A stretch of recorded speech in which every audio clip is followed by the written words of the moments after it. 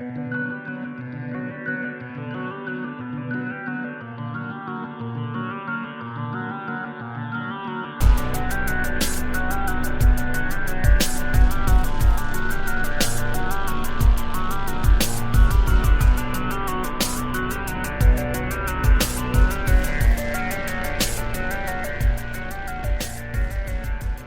and welcome back to Cult Leader. I'm your cult leader, Spencer Henry, and it's Friday, baby. You know what that means. This is a Little Leader, our relaxed weekly catch-up where I share some of the latest breaking news. Okay, I'm sharing some of the stories you all send to me. And if you have a story that you would like to share with us, the rest of the cult, send it on over to spencer@cultleader.com and make sure to put Little Leader somewhere in there so I know where to find it. Or call into the Cult Leader hotline at 747-322-0273, and you might just hear it on an upcoming episode. How is it going, Cult Babes? Happy Friday. We made it. We made it to the weekend. We've made it through another week together. Tuesday, we had our episode go out, a very Lifetime movie episode. Can't wait for you guys to hear that. If you haven't listened yet, well, what are you doing here? It's Friday. You're still living in the past. You got to go back to Tuesday first. But I loved that Lifetime movie that was based on that story of Paula Sims. I mean, a brutal story. Don't get me wrong.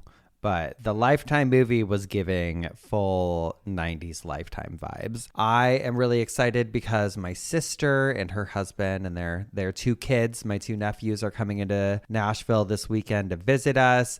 And we're going to take them all around, show them all the things. And I'm really excited about that. We had an eventful weekend last weekend for my birthday. My fiance, the champ, he took me to Pigeon Forge, Tennessee with the girls. We brought the dogs. Hot Dog and Frankie came with us, and he got us a cabin out there, which was so cute. And we went to Dollywood, which I had just been dying to go. And that was so much fun. I think Dollywood is great, especially if you have kids. I feel like it would just be so fun. But Pigeon Forge in and of itself is such a wild little town. I mean, you're driving down that main strip and there is just the wild. It's wild. The wildest stores you've ever heard of, in between little museums and stuff, oddities. It's great. It is great. It is probably some of the best people watching. A lot of rowdy people out there. It was overall a really good time. But I got to tell you, I had heard so much about Appalachia, especially from doing the show. You gals have been filling me in over the years, telling me all kinds of stories. And so, of course, all of that is in the back of my mind when we're driving there. And when we got there that night, because Pigeon Forge is an hour ahead of Nashville. I know it's weird. There's like a time change within the same state. It's bizarre. But we ended up getting there pretty late on Friday night. And as we're driving through the woods to get to the cabin, I'm just looking around and I am feeling a little tingly, a little chill in my spine, a little chill in the air, because I've seen and heard so much about what goes on in the Appalachian woods. And so being at the cabin, the first night we were there, there was like this big enclosed patio with a hot tub and it faced the woods. And I was like consciously not looking out into the woods because I was like, I don't fucking know what could possibly be out there. I just am going to keep to myself. I'm going to keep my eyes on the inside of this cabin and not look out. Both the dogs at different points would like randomly kind of growl or really be sniffing around a certain area. And I'm like, please just stop. Please just stop, because I am terrified. But we had a great time. I definitely can't wait to go back. I mean, that whole area, I think Seaverville, I'm not sure exactly how to pronounce it, but that's where the cabin was. And I definitely want to go back, especially around fall time, because fall's so beautiful in Tennessee. We get all the leaves changing colors and everything. I feel like it'd be really fun to go back out and stay in a cabin around that time of year. But of course, there's always the fear of Moida, which it did inspire an upcoming episode. I'm actually feeling very inspired right now because I spent about, I don't know, 3 or 4 hours this morning. I woke up pretty early today. I started researching this cold case that happened in Nashville, Tennessee. And I'm not sure if this is going to be an episode. I'm not sure really where to go with it. I actually want your guys' opinions about this. So it's a cold case that happened in the 1960s. The details of this case are so strange. I was like going through whatever records were available online today, as I normally would when I'm researching an episode. But I kept going, wait, what? How was this never looked into? How was that never looked into? And of course, I don't know the full scope of what went into the investigation. It just like really calls to me to keep looking into this. So I'm actually reaching out to the Tennessee Bureau of Investigation, seeing if I can get my hands on a copy of this record. Supposedly it's been lost. That was something that I came across, but I'm going to do my best to keep digging here. This is a random call out, but if there is anyone who is connected to the Tennessee Bureau of Investigation, if you have a family member who works there, anything like that, please reach out to me because I would love to get my hands on the records. There's something that is just calling me to keep looking into this. And obviously with any cold case, the hope is that it can and will be solved. So I want to obviously use my platform to bring attention to it, but I don't want to talk about it until I feel like I have everything together. There is a big fucking yellow legal pad on my desk right now. I was writing all morning, just jotting things down, and it's really got me in a fucking chokehold. I need to know more. It's strange how drawn I feel to this. So again, if anyone has any leads or any information, reach out to me because it would really help me or potentially be able to, I don't know, fast track getting my hands on these files because I know, not a professional, but there are plenty of cold cases that have been solved by the public coming together. So I'm kind of on a mission right now. And I almost want to maybe, instead of doing Little Leaders for a few weeks, just put out the information and like talk about this one singular case. So that could be a thing that ends up happening. I don't know. It was just like a deep dive that I was on this morning, and I'm pretty determined to try and figure out what's going on here. And I say that lightly because I also am not one of those people whoever is like, I'm going to solve this fucking case. It's like, what do I know?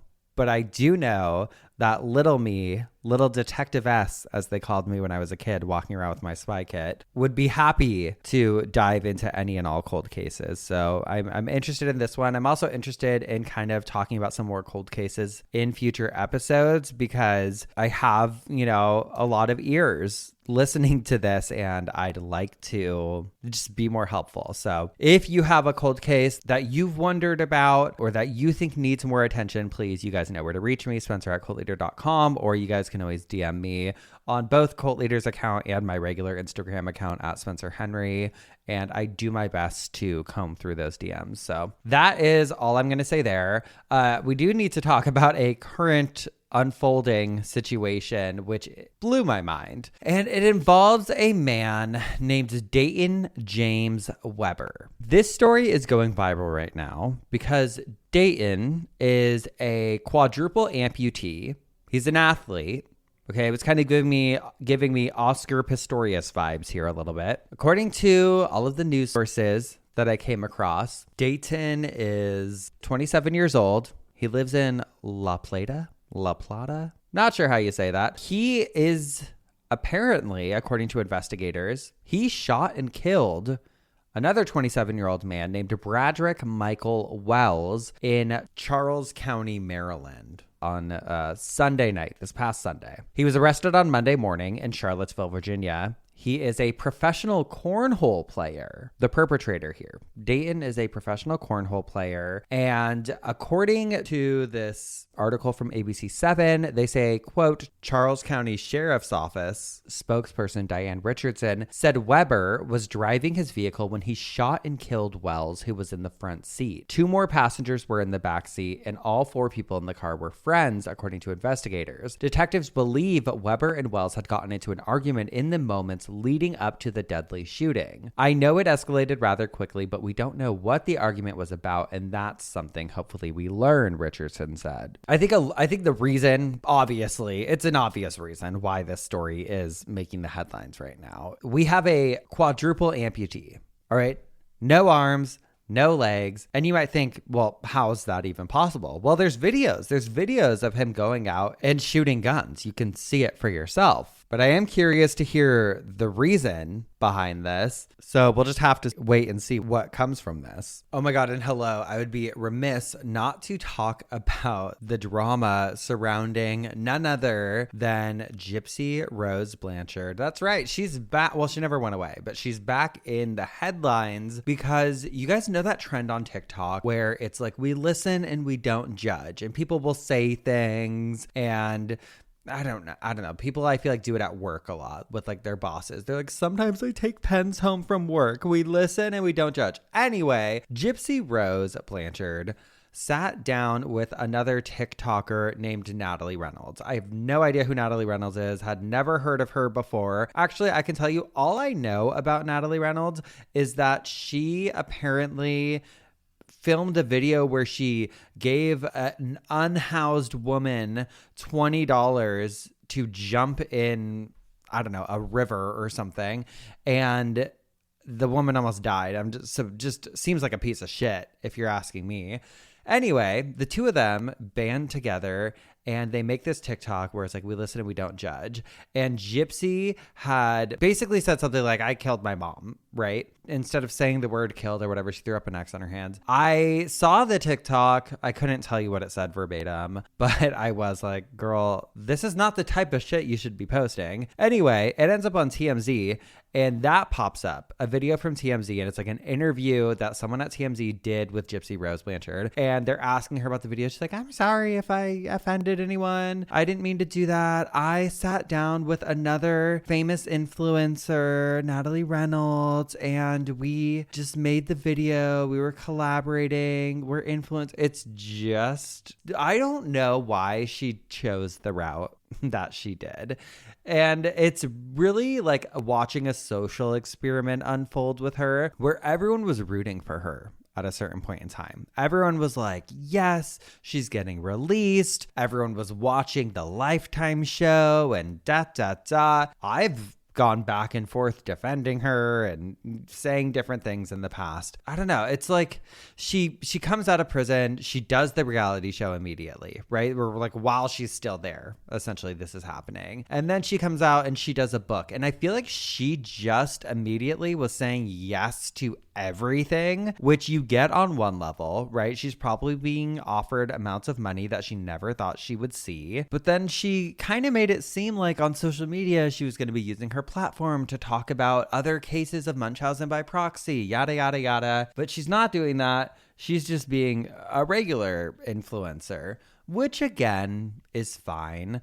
But it's like, you should know. I'm like, does she have a PR person? Because I feel like at a certain point you should know that posting a video making fun of it is probably not going to go over super well with people, especially because she's got a lot of haters. She's got a lot of people that believe she should still be in prison, that believe she had a larger role in the murder of her mother, Dee Dee Blanchard, than she previously admitted to. You know, I learned about this case so long ago, way back in the day. Mommy, Dead and Dearest comes out on HBO. That was in 2017. Okay. This is almost 10 years ago at this point. So I showed early interest, and I'm not at all trying to sound like one of those people who's like, I found the band before you, but I was interested in this case for the past almost 10 years. The second that came out, I was trying to figure out everything that I could find. And when you watch that, right, that was my first introduction to her story, to this case.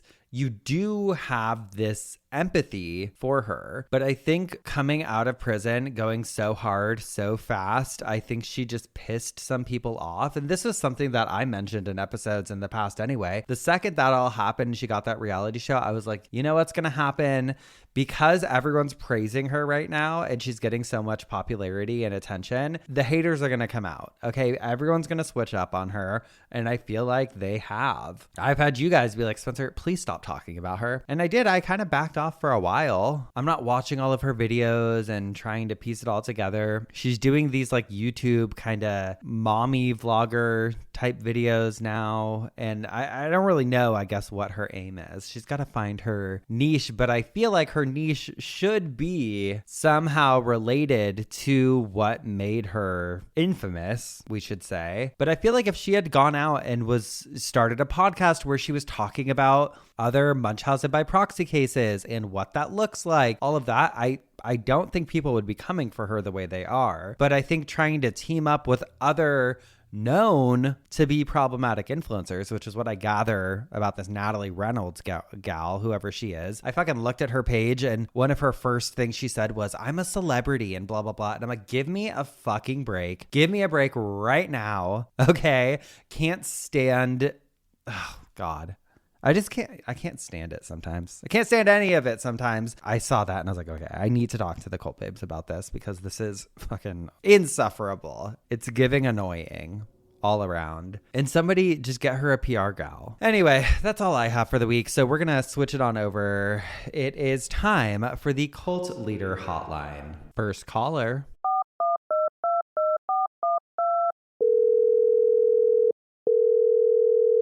Oh, Spencer, I hope I've got the right number here. Tracy from Wisconsin. Wanted to I heard a message today, or heard an episode today, I'm sorry, that made me want to call in. I've been meaning to call for quite some time with this and just finally got prompted to. So several years ago, this was about 1988, I was about 16, a friend and I, we were in Milwaukee, and we were working with the carnival, and we were going took a bus trip there, ran away. It was a whole big thing. But we were walking down the street in Milwaukee and had, no money, no nothing. 16, of course we smoked then. And we came across this guy who was sitting on his porch, having a cigarette, drinking a beer. And we, kind of brazenly walked up and said, hey, dude, would you mind? Could we get a cigarette from you? He said, yeah, sure. So he gave us each a cigarette and ended up drinking a beer or two with us each. And, once we'd been there a little while, he, kind of propositioned us and, offered to, I'll try to PG it a little bit, offered to gratify us orally. And we were like, no, that's just not our thing. We got girlfriends. And, we ended up just kind of walking away from the situation. And, because it was weird, and cut to about 3 years later or so, we're watching TV, and there was a news break on, and we saw a guy's picture that we recognized. We thought, wow, this is really crazy. As it turned out, we'd been propositioned by Jeffrey Dahmer during all that was going on with that, and just kind of grateful to have gotten away with our skin. Yeah, it was kind of a weird situation. I listened to one of your episodes today on Cult Leader, where you kind of brought up about some things that happened in 91 around the time you were born, and had to reach out to you with this because it seemed to be a little bit too on track. All right, maybe I'll hear this on air sometime. Either way, I'm glad I reached out. I love your show. Listen to it. I'm so sorry. You did get cut off at the end, but I think you were getting ready to wrap it up anyway. Oh my God, what a story. I mean, first of all, I'm so glad you called in as well. I got full body chills listening to that.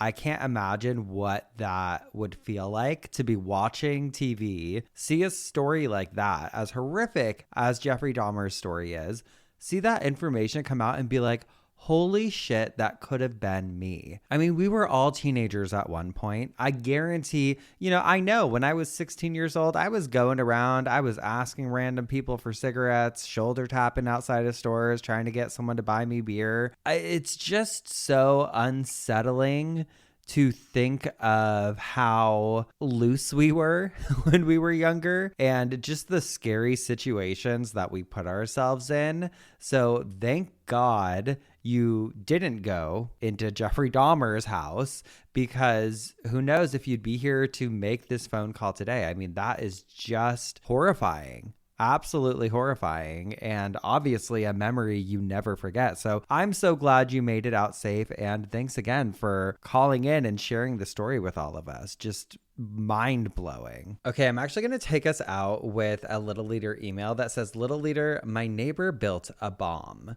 Hey Spencer, I never thought I had anything to write in, but happened to remember the time my parents' neighbor built a bomb. Yes, a bomb. And yes, it went off. Oh my God.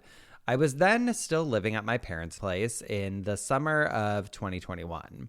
I woke up one morning to open the blinds to the backyard, only to be greeted by special police teams equipped with snipers. I was never the first person to wake up in my household, but of course I was that day. Anyway, the two police officers talked to me and told me we're not to leave our house and they can't tell us how long it's going to take without yet telling me what is actually going on. Turns out the guy living one house over built a pipe bomb at around 4 or 5 a.m. Oh my God, it went off in his hand and he called an ambulance, which led to the police being called as well. He hid inside of the house for hours, leading to the area being locked off, more direct neighbors being told to leave and us being told not to go outside as to not get in the way of possible more bombs going off or the snipers having to shoot. The entire thing lasted about half the day. Girl, I would have been nose pressed up against the window, just like, what is going on? I don't remember exactly anymore, but at some point they safely got in and got him in detention. As far as the gossip goes, he's the child of quite the famous cult leader in Austria, Otto Mule of the AAO. His mother was supposedly in the cult and he grew up there. At the time, there were so many rumors swirling around, so who knows what to believe. And to clarify, the guy was in his mid-40s when all of this happened. What I can say is that he was quite the character, and I am thankful I never got to meet him, other than hearing him yell random stuff. What was obvious was the amount of women coming and going at all hours of the day. And something else we noticed is that at night, usually during bad weather, he walked around in his backyard with a flashlight and tools. Later, we found out the reason for that was the additional explosive liquids he had buried there. They were excavated by a robot after he admitted to it, and if I remember correctly, they also found much more explosive material and built bombs in the house. In the end, he was admitted to a place for mentally ill offenders, where he was given medication for his supposed schizophrenia, which he refused to take when living at his mom's house. Nothing more has happened since. He's still in the institution as far as my dad has told me.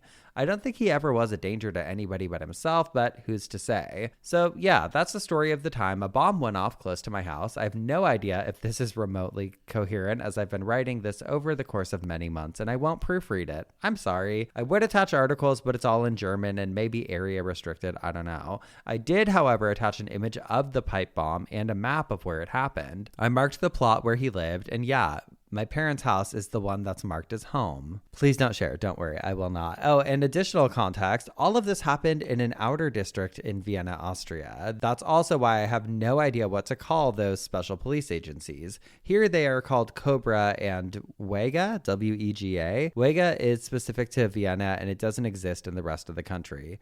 The W at the front is for Wien, W-I-E-N, of Wien, which is Vienna in German. Oh, okay, here we go. The W is pronounced more like a V in German, so it's more like Vega and Wien. Okay, makes sense. I should probably stop thinking of more and more things that I could add, because I will think of something. If you do, thank you for reading this, and I hope it's coherent. Cult Leader was the first podcast I could stand to listen to, as I actually disliked them before, but now I found a couple that I like. Bye for now. Best, Enos. I feel like that could have been absolutely more dangerous. I mean, thank God they got him and helped him and got him medicated, because I don't know, there's a lot of things that I'm not a Karen, right? I don't really care what my neighbors are doing, but when it comes to potential explosions at my next door neighbor's house, then yeah, I think there's growing cause for concern. Thank you so much for writing in. I think the only incoherent part of it all was my pronunciations, probably. But thank you for all the kind words. I'm glad I could get you on the podcast bandwagon, and I will see you and the rest of y'all next week on Tuesday with a brand new episode of Cult Leader. Have a great weekend, and if your neighbors are doing weird shit in their yard, keep an eye on them because they could be building a bomb. Love you guys. Goodbye.